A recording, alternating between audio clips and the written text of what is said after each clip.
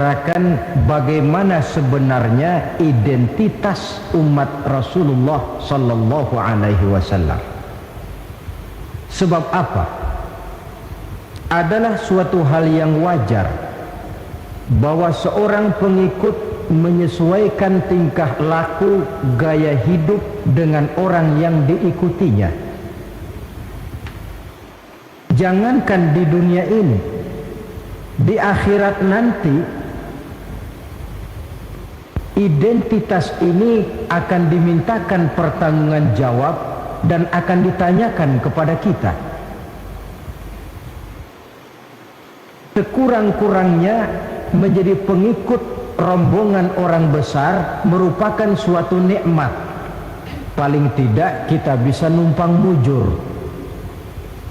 Kalau saya berangkat ke Bali ikut rombongan Pak Menteri misalnya, saya bisa bebas timbangan, tas saya tidak usah diperiksa-periksa barangkali. Kenapa? Ini rombongannya Pak Menteri, numpang mujur.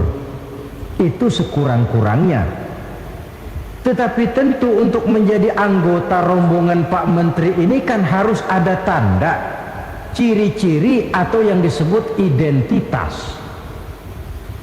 Kalau kita mengaku dan memproklamirkan diri sebagai umat Nabi Muhammad, sebagai pengikut beliau, apa sih identitasnya, ciri-cirinya? Inilah yang akan kita bicarakan pada kesempatan ini, bersumber dari surah Al-Fatah ayat 29.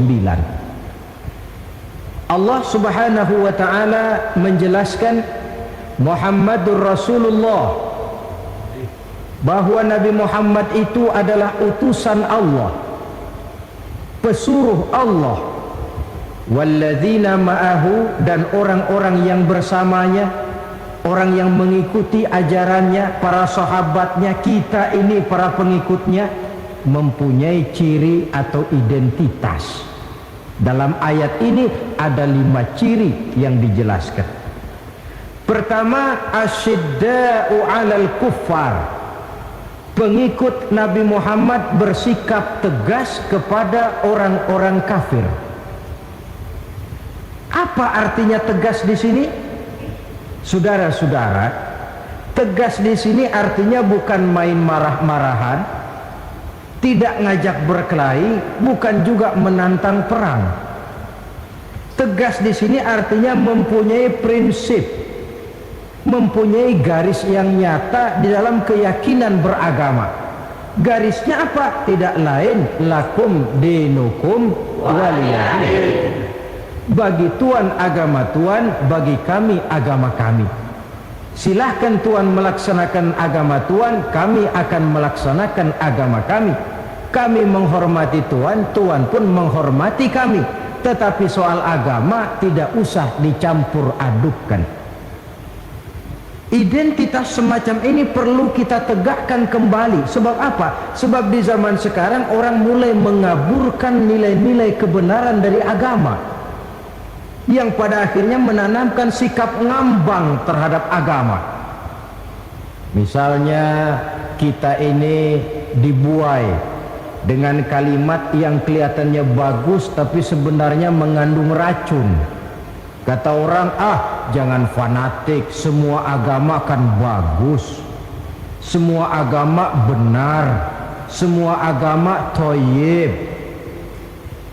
Terus terang saja, saya bukan tidak setuju dengan kalimat itu. Saya beranggapan kalimat itu belum sempurna. Semua agama benar, jangan titik di situ, itu baru sekedar koma. Semua agama benar, koma, bagi penganutnya masing-masing, titik. Semua agama baik, koma, bagi penganutnya masing-masing, titik. Bagi kita yang muslim, yang benar Islam. Dan seorang muslim yang berani membenarkan semua agama, seorang muslim yang berani berkata semua agama benar, sekurang-kurangnya munafik kalau tidak menjadi murtad. Wah Pak, itu namanya fanatik dong. Betul. Yang tidak boleh kan fanatik kepada suku, Yang tidak boleh kan fanatik kepada guru, tapi fanatik kepada agama dalam arti berpegang teguh kepada agama merupakan bagian daripada kehidupan beragama. Hanyalah kalau umat Islam ini fanatik dengan agamanya, dia akan konsekuen baik melaksanakan, mengamalkan maupun mengembangkan agamanya. Saya cinta kepada suku saya, tapi tidak lalu fanatik.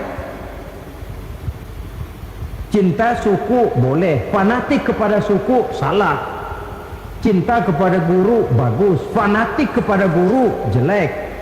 Cinta kepada agama bagus, fanatik kepada agama wajib. Hanya dengan fanatik kepada agama orang konsekuen. Yang jelek itu kan kalau sudah fanatisme kesukuan. Contoh, misalnya mentang-mentang orang Sunda, lalu ngomong saya ogah dengerin ceramah. Kenapa? Ustaznya bukan orang Sunda sih. Ini nggak bener, emangnya Nabi Muhammad kelahiran Ciamis? Kan tidak.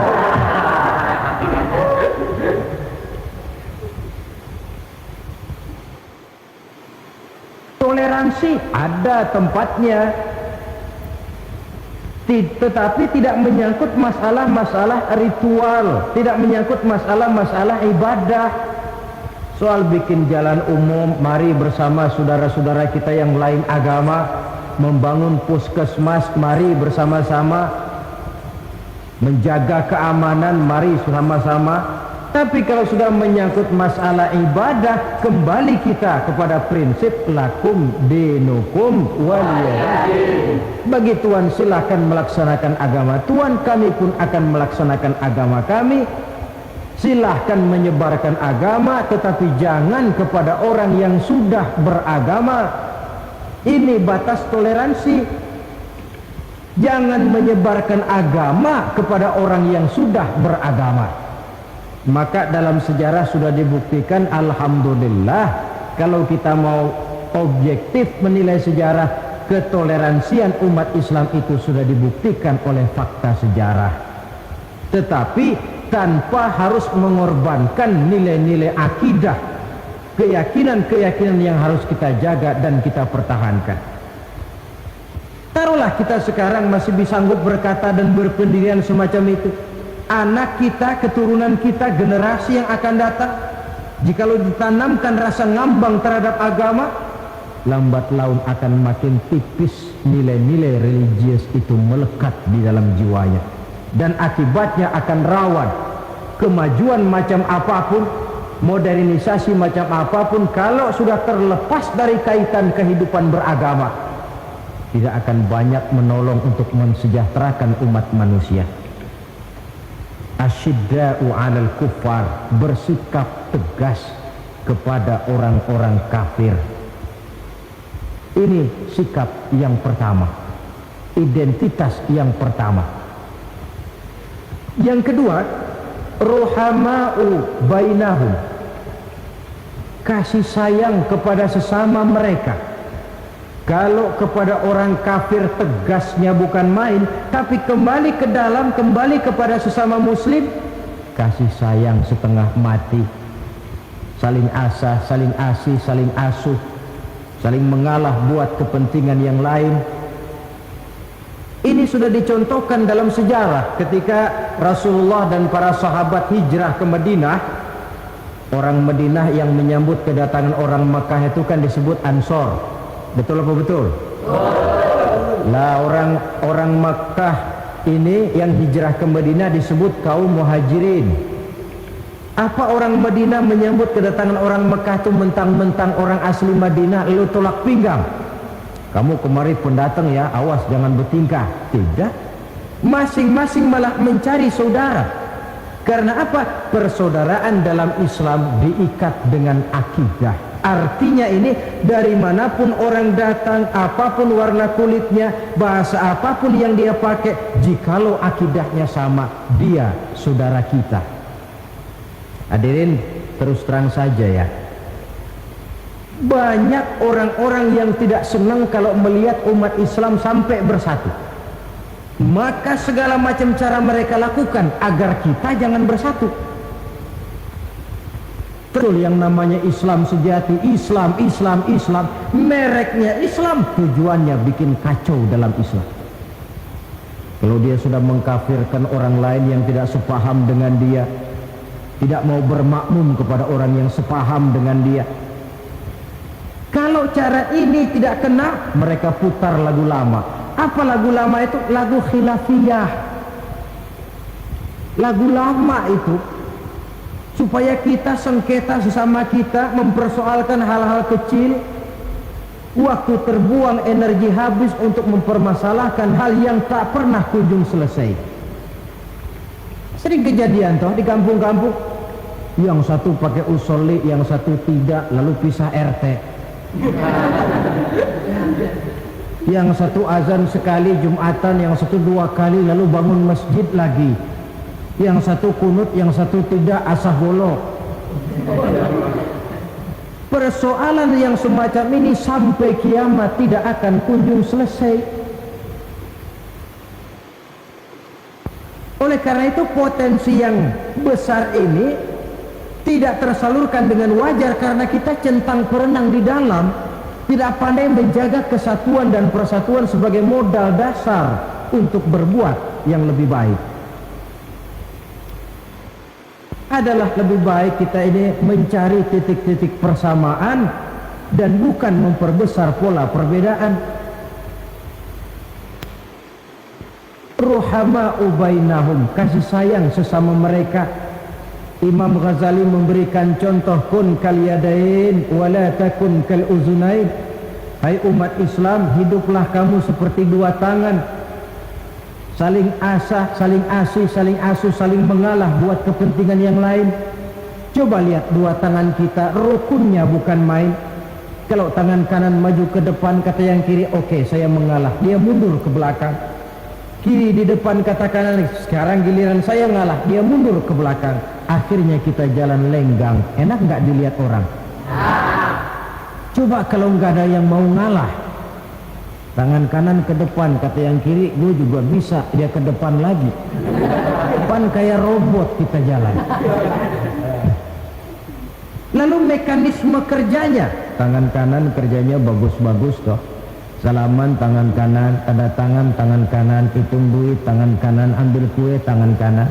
Kiri nggak pernah protes, tahu posisi.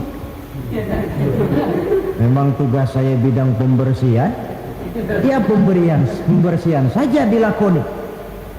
Artinya apa ini? Yang satu dengan yang lain saling memperkuat walaupun komposisinya berbeda. Dicontohkan dalam perjalanan kehidupan sahabat Nabi. Sahabat Nabi yang paling terkenal itu 4 orang, Sayyidina Abu Bakar, Sayyidina Umar bin Khattab, Sayyidina Utsman bin Affan, Sayyidina Ali bin Abi Thalib. 4 sahabat ini kalau kita lihat komposisinya, keahliannya lain-lain. Coba, ada Sayyidina Abu Bakar, ini sahabat merangkap mertua. Kalau bahasa sekarang, Abu Bakar ini disebut kiai diplomat. Kiai karena beliau orang alim, diplomat karena pandai bersiasat, ahli politik. Kemampuan berpolitiknya digunakan buat kepentingan agama. Sebab siapapun yang berpolitik untuk kepentingan agama, tentu kita doakan. Tetapi siapapun yang jual agama untuk kepentingan politik, kita juga berdoa. Cuma tentu doanya lain dengan yang berpolitik buat agama tadi. Saudara hadirin yang saya hormati, ada Umar bin Khattab. Ini kalau bahasa sekarang disebut imam jenderal ini. Imam tapi jenderal, jenderal tapi imam. Kenapa imam? Karena dia mampu memimpin jamaah di masjid. Kenapa jenderal? Karena dia sanggup memimpin tentara di medan perang. Kegagahannya, keberaniannya, keperkasaannya digunakan membantu perjuangan Rasul. Ada Utsman bin Affan, santri ekonom. Kenapa santri? Karena dia orang kaya. Kenapa ekonom? Karena dia pengusaha bergerak di bidang bisnis. Keuntungan usahanya untuk membantu perjuangan Rasul. Ada Ali bin Abi Thalib, tokoh muda tapi intelek. Masih muda tapi rela mengorbankan nyawa demi keselamatan Rasul di malam hijrahnya. Alangkah nikmatnya umat Islam ini kalau punya kiai diplomat, imam jenderal, santri ekonom, pemuda intelek. yang masing-masing bekerja sama menunjang untuk kepentingan agama. Ruhama ubainahum, kasih sayang di antara sesama mereka. Mobil, kenal mobil enggak? Mobil itu baru bisa jalan dengan baik kalau seluruh onderdilnya kompak. Kalau yang satu sudah merasa dirinya lebih penting dari yang lain, alamat mobil udah deket mogok. Misalnya yang jadi bensin nyombong, kalau enggak lantaran saya enggak bakalan jalan nih mobil. Bannya denger, sombong. Kata ban, sombong kamu bensin. Apa kamu kira kamu saja yang penting? Saya tersinggung, kata ban, lalu kempes. Kira-kira kalau ban kempes jalan nggak mobil? Begitulah umat ini. Kayak satu bangunan, ada yang jadi jendela, pintu, tiang, genteng dan sebagainya. Tetapi satu sama lain hendaknya saling memperkuat. Kalau tidak, kita ini pernah diramalkan oleh Nabi, yushiku an tada'a alaikumul umam kama tada'al akalatu ala qas'atiha. Satu saat akan datang di tengah-tengah kamu di mana keadaanmu waktu itu seperti makanan di meja makan. Coba bayangkan, menurut Rasul satu saat kondisi umat Islam akan seperti makanan di atas meja. Yang barat mau makan, yang timur mau santap, yang selatan mau ganyang, yang utara mau injak-injak. Satu saat kondisi umat Islam akan seperti itu. Heran sahabat, ya Rasulullah, kok kita bisa dikepung begitu rupa? Iya. Apa pada waktu itu jumlah kami sedikit ya Rasulullah? Tidak, kata Rasul. Bal antum yauma idzin katsir. Jumlahmu pada waktu itu banyak, besar, kamu mayoritas. Cuma sayang, kata Nabi, walakinnakum ghusaa'un ka ghusaa'is sail. Tetapi keadaanmu waktu itu seperti busa di lautan. Banyak tapi centang perenang. Banyak tapi tidak punya daya dan kekuatan. Dipermainkan gelombang lautan, dihempaskan ke tepian pantai tanpa punya makna dan arti. Mayoritas tapi nasibnya ironi. Lantaran apa ini? Kita tidak pandai menjaga kesatuan dan persatuan. Prinsip ruhama ubainahum, kasih sayang di antara sesama mereka, belum bisa kita wujudkan. Oleh karena itu, hadirin yang saya hormati, identitas yang kedua ini mari kita tegakkan, menggalang kesatuan dan persatuan untuk kejayaan agama yang kita cintai. Soal posisi silahkan berbeda, soal profesi silahkan berbeda, tetapi hendaknya perbedaan ini tidak menyebabkan persimpangan tujuan. Satu sama lain saling memperkuat. Identitas yang kedua, bahwa kita sudah diikat dengan akidah, tidak oleh ras, warna kulit, suku, bahasa, oleh akidah. Satu kali orang sudah syahadat, dia adalah saudara kita. Sudah lewat masanya di mana kita umat Islam ini dikotak-kotakan, dan sudah datang waktunya di mana kita bersatu, saling menunjang, saling membantu, sehingga dengan demikian terwujudlah satu masyarakat yang diikat dengan nilai-nilai akidah. Ini yang kedua, kasih sayang kepada sesama muslim. Satu badan itu kalau yang satu sakit, yang lain kan akan ikut merasa sakit. Saudara jalan tengah malam, ibu jari tersandung batu, meletak. Begitu ibu jari tersandung batu, kontan, darah keluar, mulut bilang aduh, kepala ikut pusing, gak pakai diundang. Solidaritas sosial yang terjadi secara reflektif. Tidak ada ibu jari tersandung, mulutnya malah ngomel, rasain lo. Masa nyumpain badan sendiri, kan tidak mungkin. Tapi ini yang terjadi, kita lihat akibat apa? Tidak terwujudnya solidaritas sosial yang bersifat refleksif tadi. Nah, inilah saudara-saudara identitas yang kedua. Yang ketiga sekarang, pengikut Nabi Muhammad sallallahu alaihi wasallam itu cirinya yang ketiga, tarahum ruk'an sujada. Engkau lihat mereka ruku dan sujud, mendirikan sholat. Ini identitas, ciri. Di akhirat nanti akan diperiksa dengan seadil-adilnya. Siapa? Saya, Pak. Saya siapa? Pengikut Nabi Muhammad. Betul? Betul. Baik. Pengikut Nabi Muhammad itu tandanya ruka'an sujada, ruku dan sujud. Sampean ngaku umat Nabi Muhammad, sujud, pernah sembahyang? Sembahyang juga, Pak. Berapa kali? Nggak banyak-banyak, Pak, setahun 2 kali. Kapan itu? Idul Fitri sama Idul Adha. Kata petugas, syarat kurang, minggir. Sebab sering dikatakan sholat itu kan ada yang harian, ada yang mingguan, ada yang tahunan. Ada yang sholatnya harian. Yang harian ini juga 2 macam, ada yang belang-belang, ada yang mulus. Kalau yang belang-belang itu kalau zuhur sholat, asar out. Asar kepegang, maghribnya melayang. Maghrib ketangkep, isaknya terbang. Itu lumayan ketimbang yang seminggu sekali cuma Jumat saja. Yang Jumat pun agak lumayan lah daripada yang setahun 2 kali cuma Idul Fitri dan Idul Adha.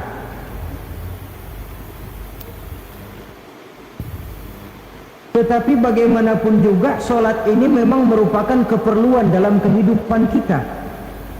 Ciri identitas yang memperkaya kepribadian.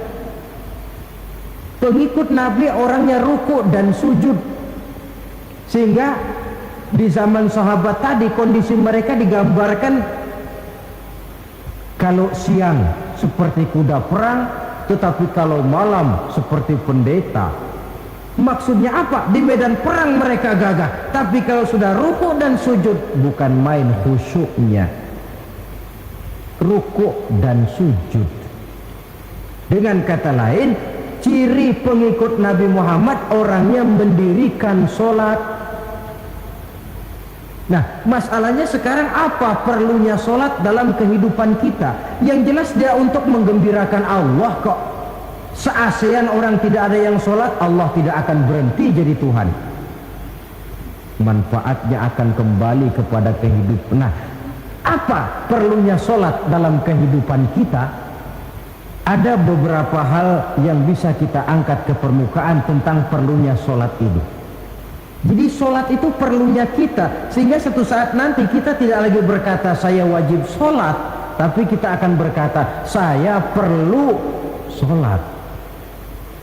Apa perlunya sholat dalam kehidupan kita? Pertama, sholat itu membuat orang rendah hati, tidak melonjak menjadi angkuh dan sombong. Yang kedua, sholat itu membuat orang tahu diri. Yang ketiga, sholat itu mendatangkan ketenangan jiwa dan ketentraman batin lantaran orang punya sandaran vertikal kepada Allah. Sehingga agama menekankan benar ini, bukan cuma untuk kita tapi juga anak kita, keturunan kita. Sehingga Nabi mengajarkan, ajari didik anak-anakmu sholat pada umur 7 tahun. Kalau umur 10 tahun mereka sudah berani meninggalkan sholat, pukul. Bukan dengan tujuan menyakiti, tapi mendidik anak supaya disiplin dengan sholatnya. Kayaknya kita yang hidup di zaman serba modern ini, soal anak mau sholat atau tidak, kayaknya orang tua itu, kalau istilah anak sekarang, cuek-cuek aja. Jarang yang mengadakan inspeksi, pengecekan anaknya sudah sholat apa belum, lalu sholatnya disiplin apa tidak. Jarang yang memberikan sugesti dan rangsangan supaya anaknya mendirikan sholat.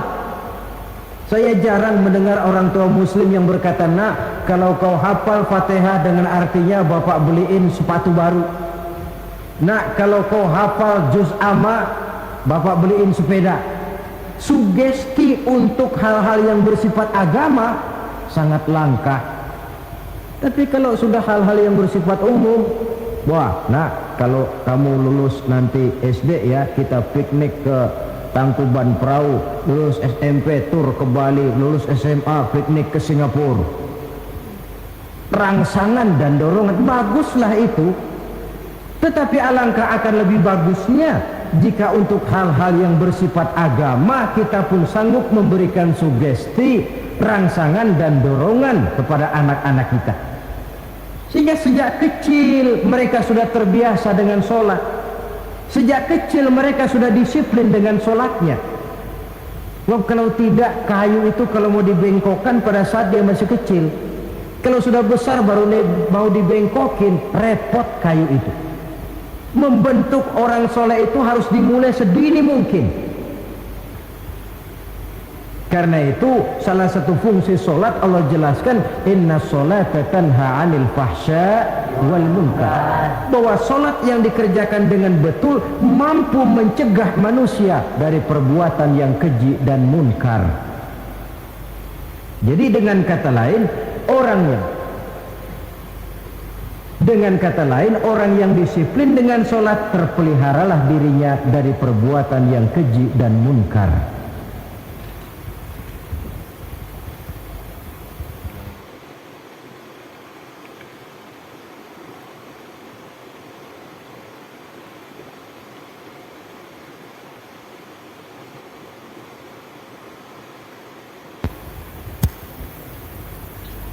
Hadirin yang saya hormati, suatu kenyataan barangkali yang memang tidak bisa kita pungkiri, bahwa kemajuan ilmu pengetahuan dan teknologi sekarang ini makin mengagumkan. Dunia seolah-olah telah dirombak oleh manusia dari sebuah daerah kosong menjadi gedung-gedung pencakar langit yang tinggi. Orang sudah bertandang ke bulan, dan dalam beberapa tahun mendatang boleh jadi akan bertandang pula ke planet-planet lainnya. Kekurangan air minum bisa diatasi dengan penyulingan air laut. Kekurangan areal pertanian bisa diatasi dengan merombak gurun pasir yang gersang dan tandus menjadi sawah ladang yang menghasilkan kebutuhan hidup manusia. Tapi seiring dengan itu menjadi pertanyaan, makin sejahterakah umat manusia? Tercapaikah kebahagiaan?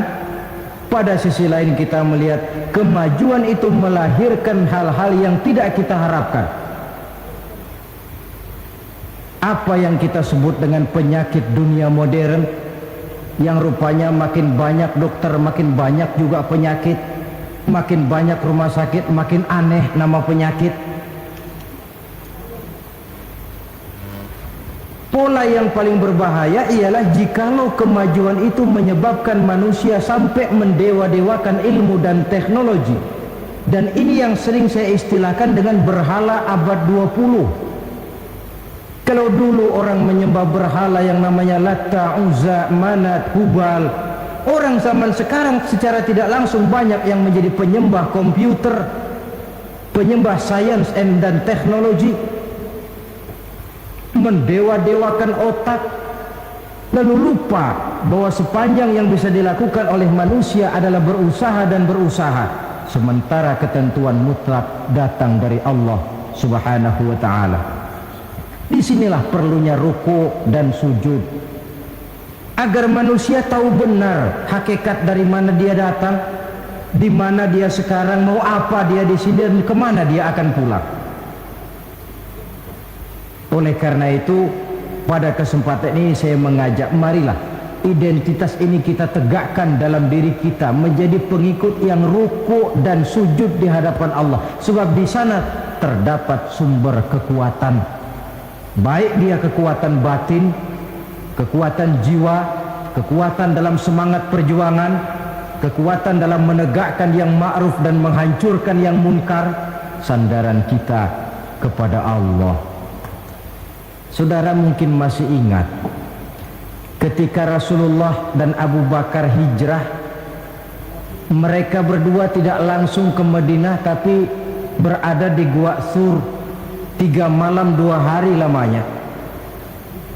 Orang kafir Quraisy yang mengejar sampai juga di mulut gua itu. Andai kata mereka menengok saja ke bawah, sudah kelihatan Nabi dan Abu Bakar, tapi mereka tidak menoleh. Nabi dengan mantap berkata kepada Abu Bakar, la takhaf wa la tahzan ya Abu Bakar, innallaha ma'ana. Abu Bakar, kau tidak usah takut, tidak usah sedih, Allah bersama kita. Ucapan ini mantap kalau diucapkan oleh orang yang ruk'an sujada, benar-benar sujud kepada Allah, mempunyai backing yang tidak kepalang tanggung, yang serba maha. Ya, itu kalau memang saudara perlu cari backing, jangan kolonel tanggung, jangan brigjen tanggung, carilah backing yang serba maha, maha gagah, maha kaya, maha tahu, maha segala-galanya. Berbackinglah kepada Allah saja dengan jalan ruk'an sujada, ruku' dan sujud dalam kehidupan ini. Ini identitas yang ketiga. Yang keempat sekarang, pengikut Nabi itu apa tandanya? Yabtaghuna fadlan minallah wa ridwana. Mereka selalu mencari karunia dan keridhaan Allah. Karunia dan keridhaan. Jadi tidak hanya mencari sekedar karunia, tetapi juga mencari ridho. Oleh karena itu seorang pengikut Rasul, di dalam dia berdagang misalnya, dibatasi oleh pertanyaan, cara saya ini Allah ridho apa tidak? Dia cari rezeki, dibatasi oleh pertanyaan, Allah ridho apa tidak?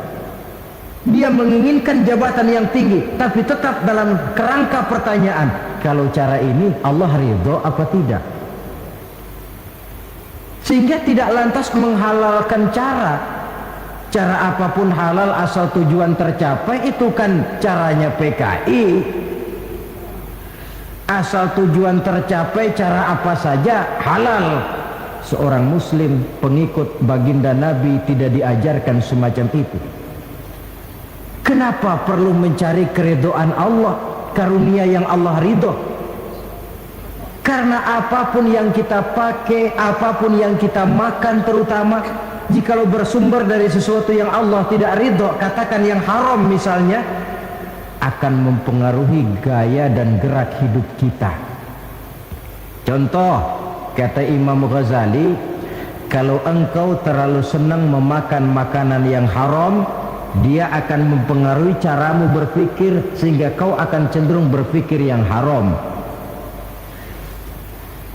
Mencari karunia yang Allah ridho, dan hidup itu kalau sudah mendapat ridho Allah, sudah satu kenikmatan yang tidak bisa dibeli dengan nilai materi yang bagaimanapun banyaknya. Karena itu biarlah kita orang mukmin ini di dunia hidup kaya asal Allah ridho saja, nggak apa-apa. Biar rumah kita gedung, punya mobil bagus, uang banyak, kalau Allah ridho enak. Daripada sudah melarat tinggal di pinggir kali, rumahnya gubuk, Allah marah lagi. Kapan mau senang orang macam begitu? Jadi biarlah kita ini bahagia di dunia, asal di akhirat masuk surga, nggak apa? Mencapai kebahagiaan di dunia dan di akhirat. Cari karunia Allah sebanyak-banyaknya, karena memang bumi dan segala fasilitasnya diperuntukkan bagi manusia, dan karunia Allah itu ada dimanapun kita pergi. Dahulu ketika turun perintah hijrah, sebagian sahabat berpikir-pikir, kalau saya hijrah ke Madinah, di Madinah mau makan apa saya? Ini Mekah kan jelek-jelek, kampung sendiri. Umpama kepepet ngutang-ngutang dikit orang masih percaya lah, kalau ke Madinah ngutang sama siapa? Takut dia kalau hijrah ke Madinah tidak dapat makan. Allah memberikan jaminan, qul li'ibadiyalladzina amanu inna ardi wasi'ah fa iyaya fa'budu. Katakan kepada mereka Muhammad, hai hamba-hambaku yang beriman, bumiku ini luas. Di Mekah kau makan, hijrah ke Madinah juga kau akan makan. Apalagi hijrahmu karena membela agama. Jangan karena membela agama kau takut kelaparan. Artinya apa? Karunia Allah itu ada dimanapun. Kalau kita mau berusaha, tetapi jangan lupa usaha itu harus yang Allah ridho. Kalau sekedar hasil usaha cara apapun boleh, ya dapat, tetapi tanpa ridho semuanya tidak akan membawa ketenangan, ketentraman dan kebahagiaan. Allah itu kan maha pengasih, tidak pilih kasih katanya. Artinya apa? Semuanya Allah kasih. Orang kalau mau berusaha dapat, itu logika, sunnatullah kata kita, hukum alam kata orang. Kalau mau berusaha mesti dapat. Tetapi kasih sayang Allah ini tidak diberikan kepada setiap orang. Kalau pengasihnya berlaku kepada semua orang, mau kafir mau beriman, kalau berusaha dapat. Itu Rahman namanya. Tapi Allah tidak cuma Rahman, Allah juga Rahim, maha penyayang. Bedanya apa? Orang yang dikasih itu belum tentu disayang, tetapi kalau disayang mesti dikasih. Kalau tidak dikasih tentu ada pertimbangan lain untuk kepentingan kita. Misalnya anak kita baru kelas 1 SMP datang, Pak beliin motor buat sekolah. Kita lalu menilai anak ini nggak ada motor saja kadang-kadang jarang sampai ke sekolah, apalagi dibeliin motor. Bisa dari rumah berangkat ke sekolah nggak sampai. Tidak dibelikan bukan karena tidak sayang, justru karena sayangnya ada pertimbangan lain untuk kepentingan si anak. Tetapi kadang-kadang anak sendiri berpikirnya lain. Bapak katanya sayang, minta dibeliin motor saja tidak dibelikan. Dia menilai orang tuanya tidak sayang, padahal justru sayangnya lalu tidak dibelikan. Begitulah satu contoh kecil dari keridhaan Allah ini. Jika Allah sudah memberikan ridhonya kepada kita, segala yang kita mau diberikannya. Kalau tidak juga diberikan, tentu ada manfaatnya untuk kemaslahatan kita. Allah maha tahu.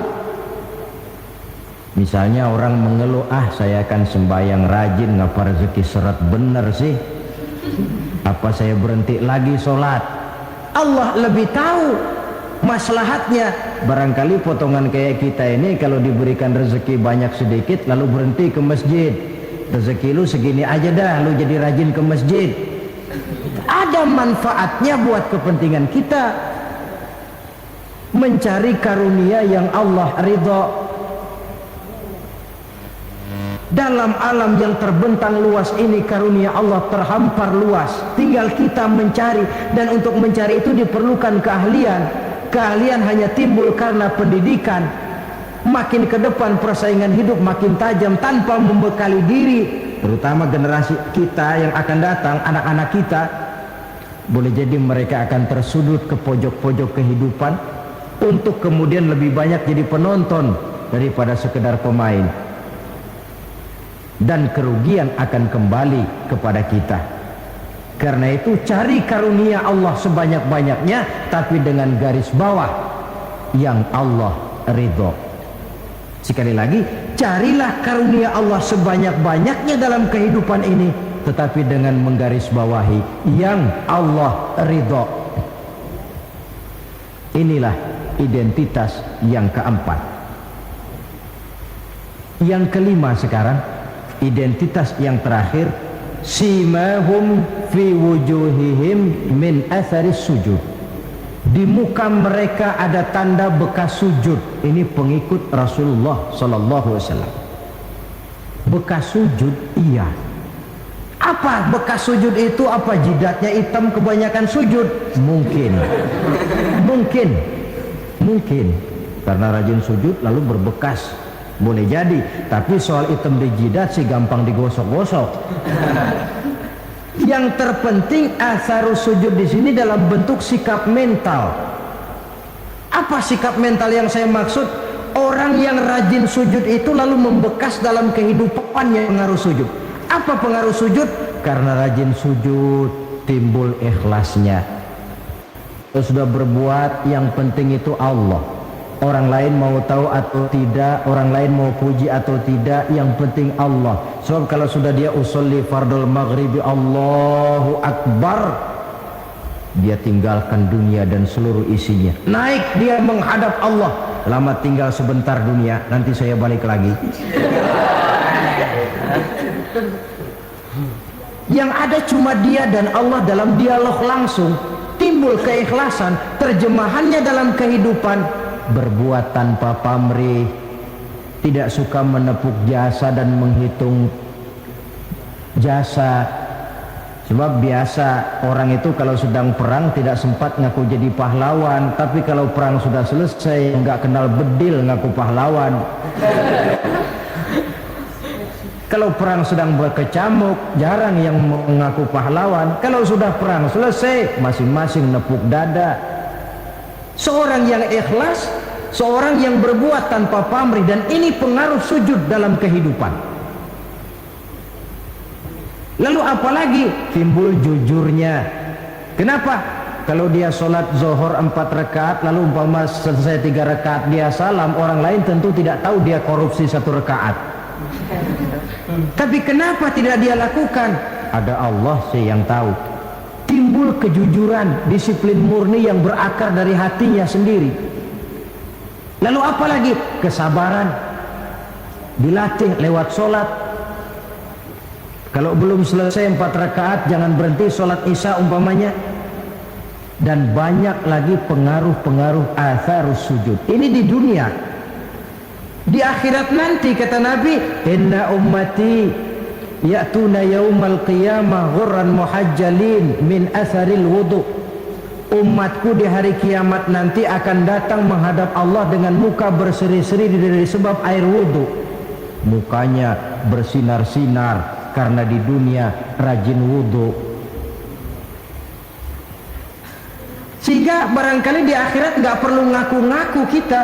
Ya Rasulullah, saya umatmu, tidak perlu.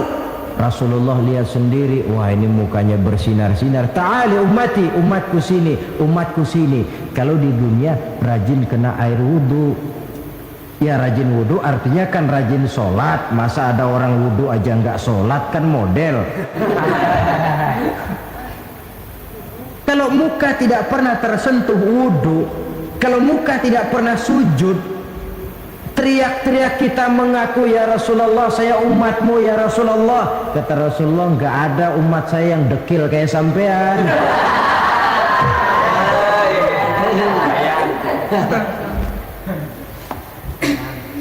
Itulah sebabnya pada kesempatan ini saya mengajak mari membiasakan diri berwudu. Tidak cuma untuk sholat. Saudara mau berangkat ke kantor wudu dulu, bagus. Saudara mau pergi berdagang wudu dulu, cakep. Saudara mau pergi kuliah, mau pergi sekolah wudu dulu, bagus. Di samping kebersihan jasmani, juga kebersihan rohani. Tengok saja. Kalau kita membasuh tangan pada saat wudu mulai Allahumma inni as'aluka al-yumna wal barakah wa a'udzubika minasyu'mi wal halakah. Itu kan yang kita baca. Ya Allah, saya mohon keberkahan di dua tangan ini, supaya tangan ini kalau dibawa dagang untung, dibawa menanam lalu panen, dibawa berusaha menghasilkan rezeki. Dan saya berlindung kepadamu ya Allah, jangan sampai tangan ini membawa kesialan dan kecelakaan. Berlindung kepada Allah jangan sampai jadi punya tangan sial, dipakai dagang rugi, dipakai nanam pohonan mati, dipakai mukul orang.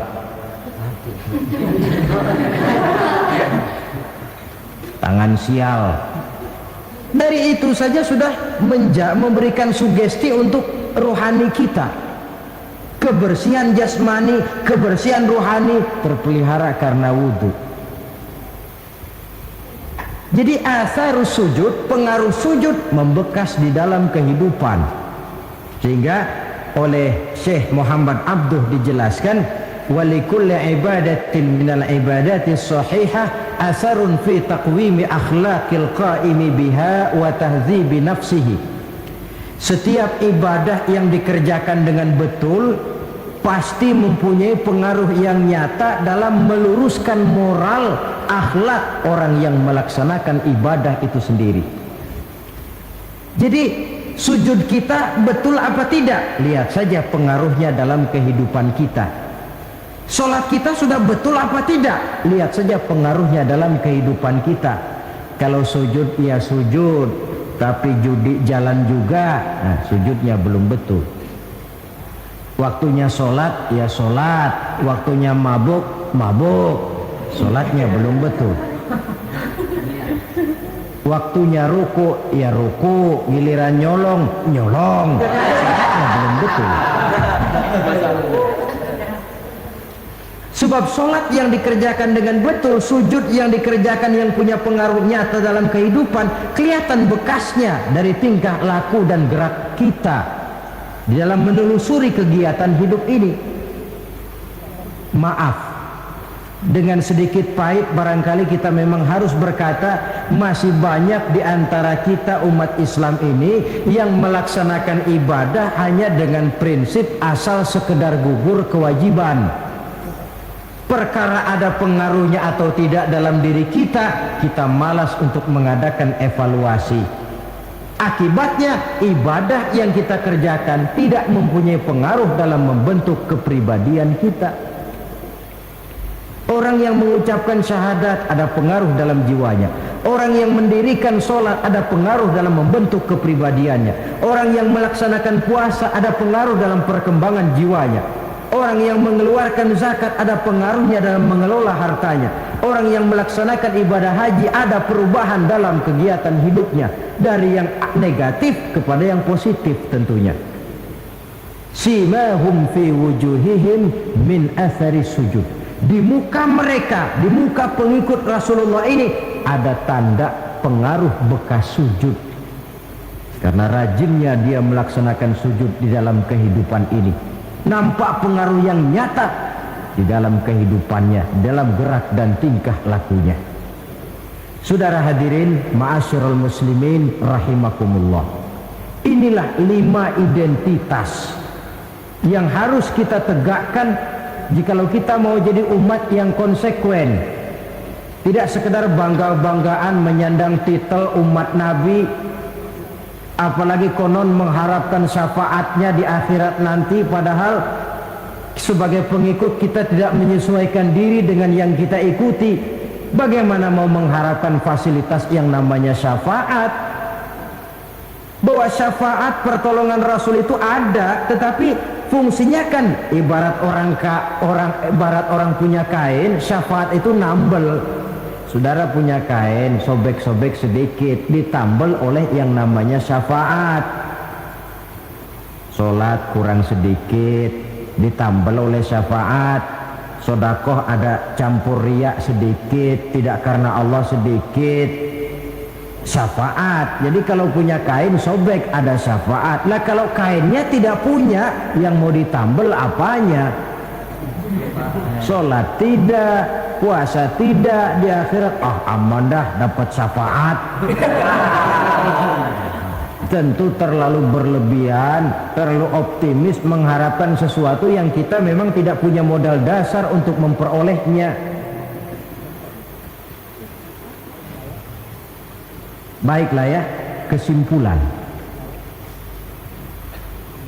Pertama, sebagai pengikut kita harus menyesuaikan diri dengan yang kita ikuti. Identitas. Suatu umat hanya akan berwibawa, hanya akan dihitung dan dipandang orang kalau dia tegak dengan identitasnya. Kalau macan sudah kehilangan sifat galaknya, orang tidak takut lagi kepada macan. Dan kalau kambing sudah kehilangan sifat jinaknya, banyak orang takut miara kambing. Kalau umat Islam sudah kehilangan identitasnya, dia akan menjadi umat yang kehilangan wibawa dan tidak pernah ditakuti oleh musuh-musuhnya. Seenaknya saja orang mengacak-acak kehidupan kita sebagai umat kalau tidak punya identitas. Yang kedua, kesimpulan yang kedua, identitas itu bisa kita ringkaskan. Pertama, tegak dengan keyakinan inna dina indallahil Islam. menumbuhkan fanatisme agama dalam arti berpegang teguh kepada agama, menempatkan toleransi pada tempatnya yang wajar, tidak mencampur adukan semua agama, tegas di dalam mempertahankan akidah. Kemudian yang ketiga, perlu menegakkan solidaritas sosial yang bersifat reflektif untuk menegakkan wibawa kita sebagai umat, supaya potensi dari umat yang mayoritas ini dimanfaatkan oleh umat itu sendiri. Kalau tidak, kita cuma akan menang jumlah saja, menang bilangan, kuantitas yang tanpa kualitas. Dan kalau ini yang terjadi, nasib kita akan seperti buih di lautan.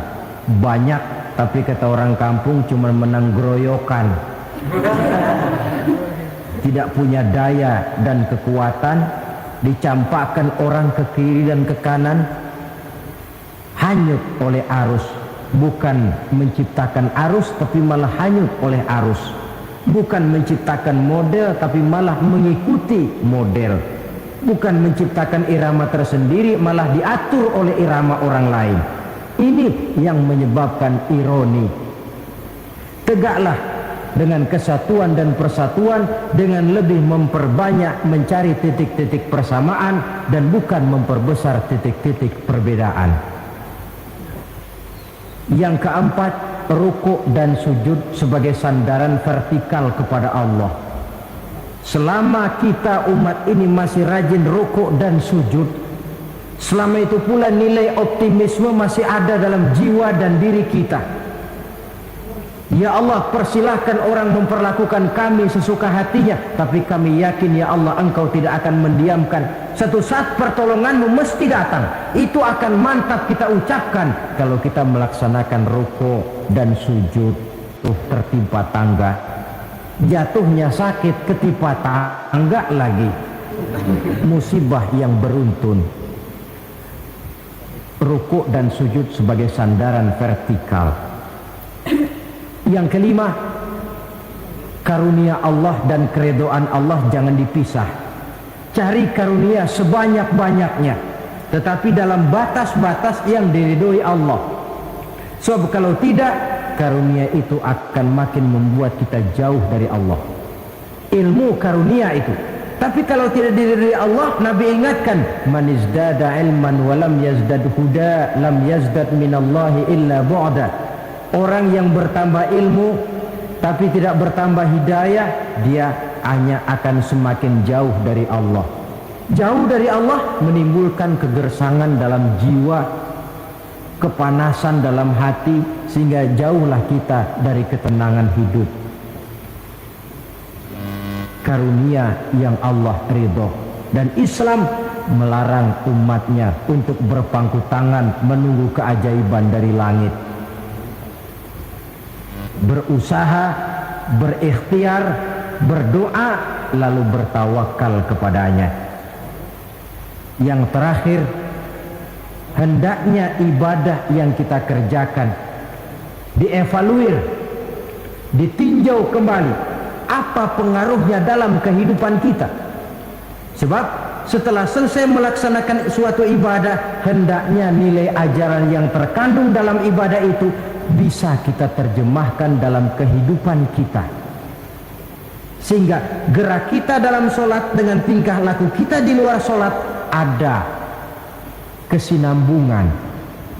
Gerak kita di dalam bulan Ramadan dengan tingkah laku kita di luar Ramadan ada kesinambungan.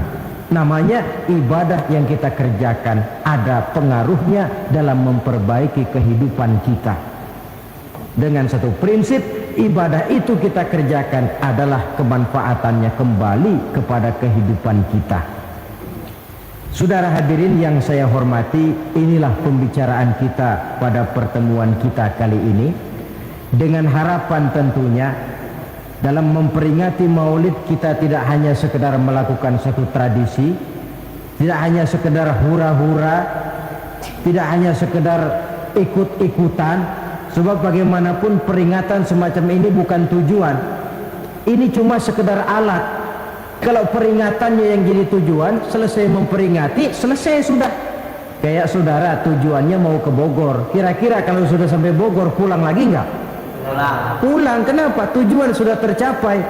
Tujuannya cuma memperingati Maulid, sudah selesai. Ya sudah selesai segala-galanya. Yang tidak sholat kembali tidak sholat, yang teler kembali teler. Pokoknya kan udah Maulid. Nah, itu kalau dijadikan tujuan. Maulid sekali lagi bukan tujuan, cuma sekedar alat. Tujuan kita diantaranya mencari identitas, menyesuaikan diri sebagai seorang pengikut dengan Rasulullah yang kita ikuti itu. Inilah pembicaraan kita kali ini.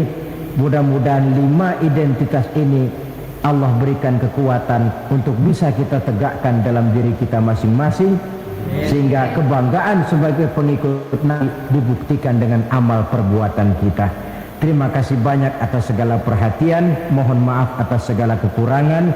Usikum wa iyaya bitaqwallah. Wassalamualaikum warahmatullahi wabarakatuh.